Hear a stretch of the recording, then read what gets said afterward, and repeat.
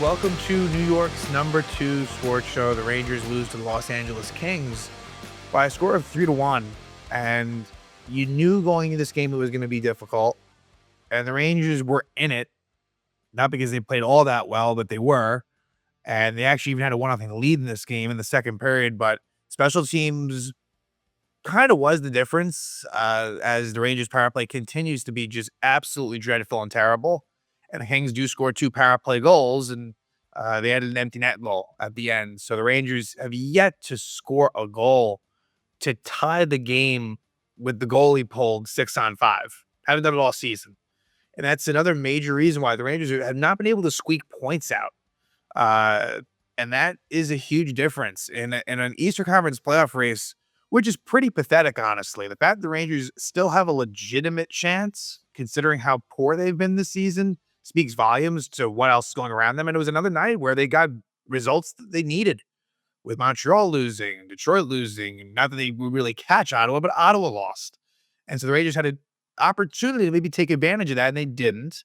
And again, I'm not surprised they got no points against the Kings. The Kings, by virtue of this win, extended their home point streak to 15 games. I think it's maybe like 12-0-3 in their last 15 home games. Just ridiculous. They're very, very hard to beat and very hard to get points against in LA. But it's just too unfortunate. I mean, Igor Shesterkin, who started his eighth straight game, has been really, really dialed in for a while now and is trying the best he can to will this team into the playoffs. And he's going to have a really hard time doing it with the way they're playing. Just another joke first period with Rangers only get two shots on goal. Yeah, the second period was better.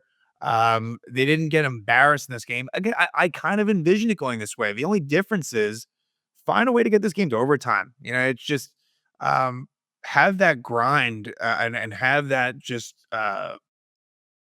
ability to do so. But again, it's a mentally weak team as well as a team that just isn't all that great. You combine those ingredients, and this is exactly what you're going to get. So as far as this West Coast road trip is concerned, it's an absolute must to get the 4 points on the back to back against the Ducks and the Sharks.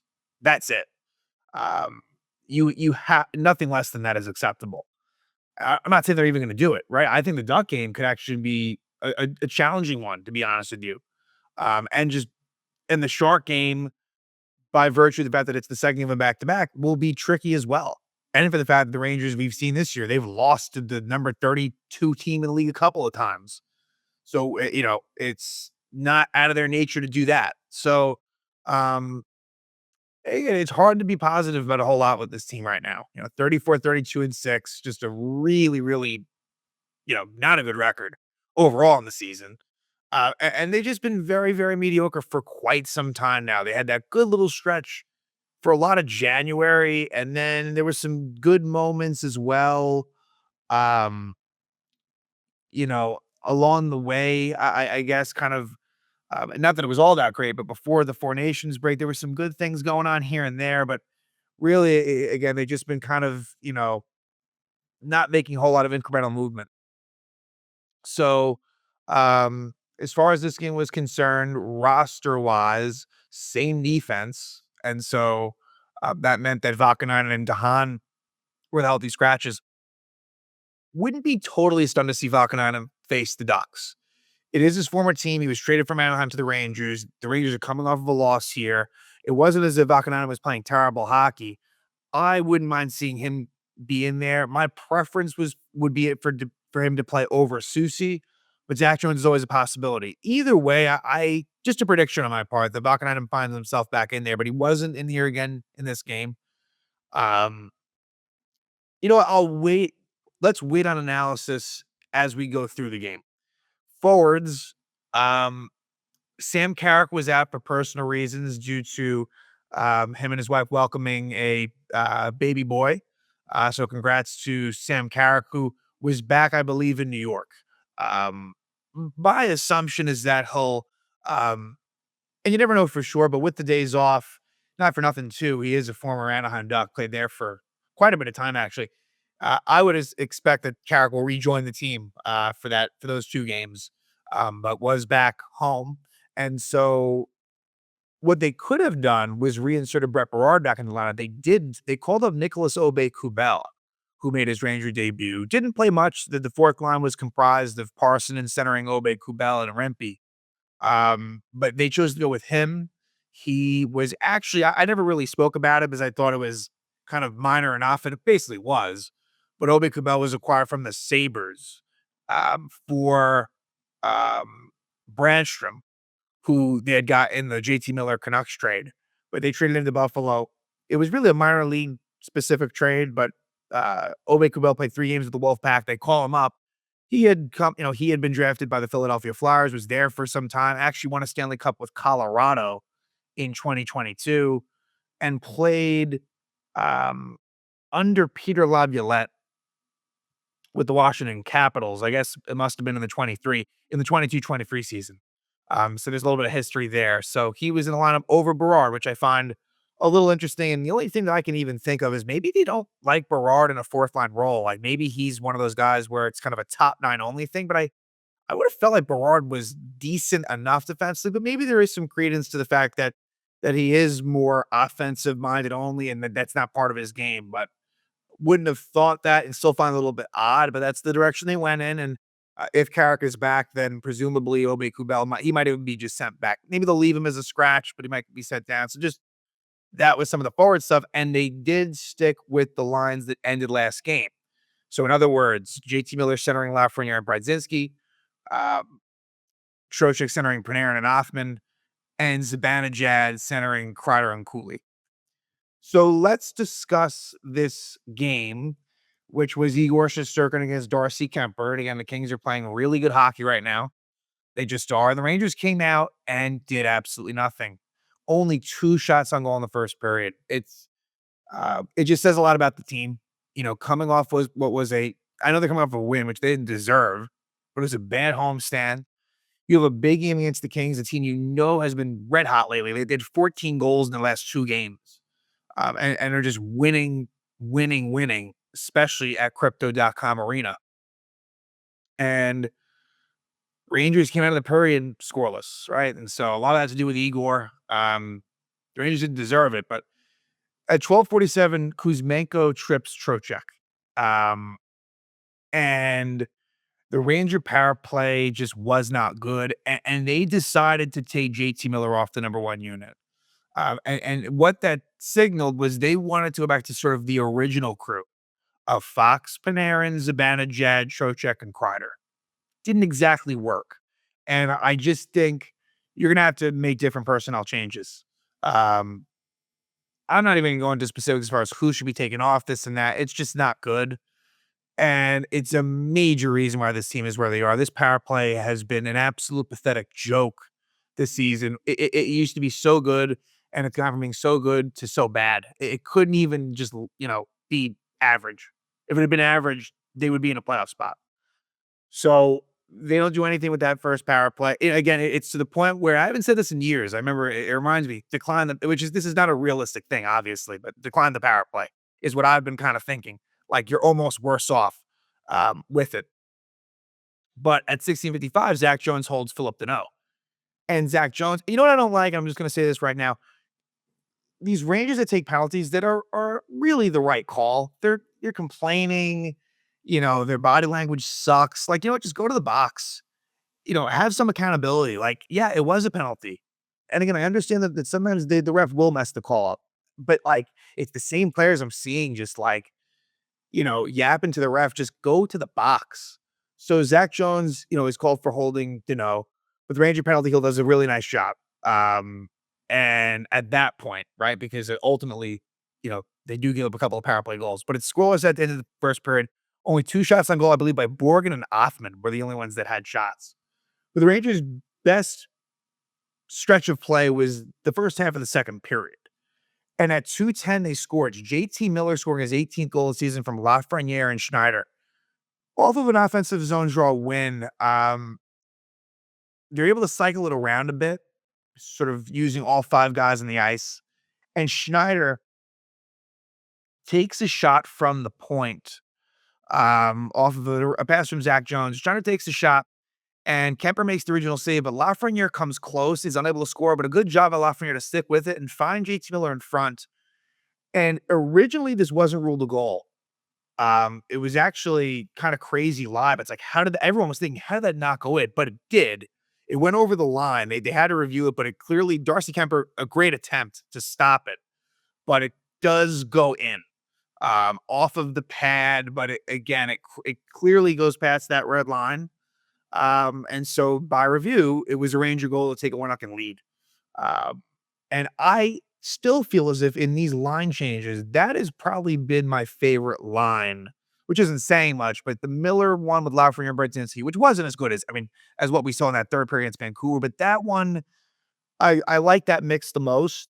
That said, don't be surprised if they totally switch the lines up. I would not be surprised by that. And I guess while I'm at it, I don't know, like Panera and Trocheck Othman, look, none of the lines were great. Let's just say that how it is. I still want Othman to get chances with better skilled players. And I think that's important for his development.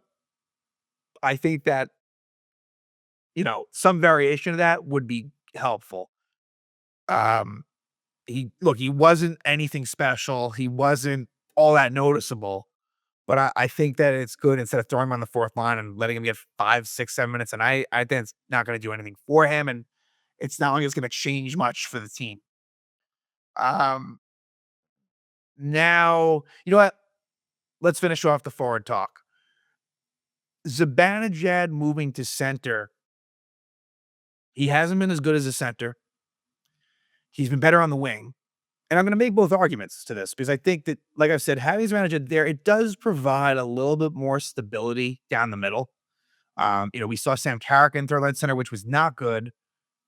And whoever else you're going to have in there, wouldn't be great, right? If you went the Brodzinski route, it wouldn't be ideal. If you somehow went Parson, and that would not be great. So you almost have to do it, but it's twofold. Like, they have Kreider with Zibanejad. That's bad. Kreider with Zibanejad only these days works as a penalty kill duo. And even that we'll talk about was not good on the part of Kreider. But Zibanejad, yeah, like he is more effective individually, right? Not some of the team. He has been better at the wing. And I think that they should. Again, it's a tough call because you're kind of, if you don't have Zibanejad at center, you're in a tough spot. It's the way the team is built right now. So you get that Ranger goal to make it 1-0, the JT Miller one. And then at 9:42, Matt Rempe slashes Quentin Byfield. And look, I think that the call was reasonable. And look, I think Rempe is treated unfairly by the refs. No doubt about it. No doubt about it. And maybe, was it a vicious slash? No, it wasn't. And I guess in looking, it's kind of funny in looking at things. Quentin Byfield was the one that drew 3 of these penalties. And I don't know if he has a reputation of embellishing or diving. It's possible. I don't want to make that call right here. I don't know if that wouldn't be right. I don't know about it. So maybe, could that have been leading to some planning? Maybe. But to me, I don't have a terrible problem with some of the calls that the refs made. I'm just saying that. And so the unfortunate thing is it feels like the Rempe penalties, and this is just more of a coincidence thing, they have been the ones that have led to power play goals the other way. And what happens is at 10:54, Kevin Fiala scores his 27th goal of the season, assisted by Kuzmenko and Kopitar. And just an absolutely brutal job by Keandre Miller doing the Snow Angel. Stay on your skates. Why are you going down? He's doing that shit all the time, and he's not alone, because we'll talk about someone else that did it. It's not right, and it's hurting the team, and just don't do it. It's not worth it. Like, way more risk than reward. Puts him out of position, makes it much easier for the Kings, and Kuzmenko makes a nice play and finds Fiala wide open in front. Nothing you could do about it. The only hope was that Schneider could somehow break the pass up, but he couldn't. And again, he was in a tough spot at that point. Trocheck was in the vicinity to maybe, you know, kind of poke it from Kuzmenko, but that wasn't going to be easy. Again, the major problem was Keandre Miller going down. Totally fucked everything up, and it tied it up at 1. Then at 15:33, you get a Rempe fight with Tanner Jeannot. I mean, Rempe ends up falling down and slipping. Again, Rempe, who's getting better with that, with his balance, but still not great. And so that kind of ends up being somewhat of a nothing burger. I understand where Rempe was coming from to kind of, because the Rangers were kind of losing a bit of momentum at that point. But then at 16:26, Keandre Miller trips Quentin Byfield. And to me, unless Byfield sold it hard, which I don't think he did, that's a penalty on Keandre Miller. And he's complaining to the ref, like, just come on, shut up. Um, and so it leads to the king power play, and this just drove me nuts to no end. So Philip Deneau scores on the power play, his seventh goal of the season from Trevor Moore and Fogle at 17:48, 2-1 Kings. A terrible job, primarily by Chris Kreider, who basically loses a battle in the neutral zone with Trevor Moore. Then Carson Soucy has an easy chance to clear it and doesn't. Okay, that's the first thing. Then Kreider gains possession of it and basically tries to rim it, I guess, uh, along the boards. And it goes off of one of the Kings player and it leads to a mini 2-on-1 situation, which the Kings score on, where basically Trevor Moore gets the shot. It's stopped by Igor and it's a rebound goal by Deneau. But you have Will Borgen going down doing the snow angel. Like, Borgen took himself out of the play. If Borgen just stays where he was, he could have stopped that puck from getting to Deneau. So a lot of them to go around. I'm gonna end it off with Kreider. Again, bad job by Borgen. Worse by Kendra Miller. I'll say that. The Miller one was more egregious than the Borgen one, but that wasn't great either. Carson Soucy, I'm just so unimpressed with. I do not like his game at all. He's really slow. Puck movement's bad. Like, I don't know. Not loving that trade for a third, for a high third round pick.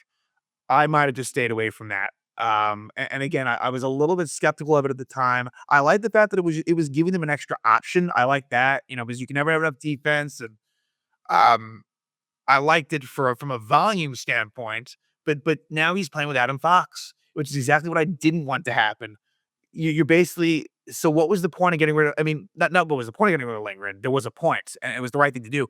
What I'm trying to say is, what are you accomplishing from going from Lindgren Fox to Susie Fox? It's nothing. It's nothing at all. Like, that's right. I try something different. That's where I would have rather, even though it had its struggles that one game recently, Keandre with Fox, I'd be curious about. Schneider on his left side with Fox, I'd be curious about. Don't do Susie Fox. It's not going to work out. And so that was bad. But now let me talk about Chris Kreider. I mean, talk about a guy that um, looks checked out. Look on the ice, it's hard to watch. He is really, really hard to watch. And the problem is, Laviolette, there's no accountability. I know he was healthy scratched at one point in the season. I know that his role is a little bit less than it was, right? It's a little bit more third lineish, but not really. Like, he's a main penalty killer. He's on the main power play one unit in a 6-on-5 situation. At the end of the game, he's on. It's almost sort of like a Trouba situation where I want Kreider gone for the fact that if you're not gonna use him responsibly, he's gotta go, and I think he'll be gone. And you know what? It's too bad that it's gotten to the point for me where I want him gone, and it takes nothing away. Look, Kreider, I appreciate all the years and so many memories, and when the day does come, it will be sad when it happens, and we'll have a lot to reflect on, a lot of good moments. But Kreider, I think this is it. I think that, you know, this is gonna be his last 10 regular season games with the team. I know there's 2 years left, and so that could make it just semi-difficult, right? If there was 1 year left, it'd be more a little easier to just get rid of them. So you could have that issue where they may try to, and they may not necessarily, get you know, the reception that they're looking for Chris Kreider, but, um, yeah, it is beyond frustrating. I really feel like he's a liability. I think it's him being out of lineup is almost addition by subtraction. So just a terrible job by Chris Kreider. So it's 2-1 Kings into 2, and it's like that was a killer right there because and I should also say at 1817, Joel Edmondson interferes with Vincent Trocheck, and then in 1911, Fox trips Quentin Byfield. And this was basically due to a bad pass by Trocheck made just a I mean, Trocheck, his decision making has just been brutal. And he plays a lot, probably more than he should be. And I don't know if he's gassed, he could be, but I'm not gonna have that be an excuse. I mean, again, the decision making is just poor. And so it causes Fox to take a penalty, but again, a power play gone wrong.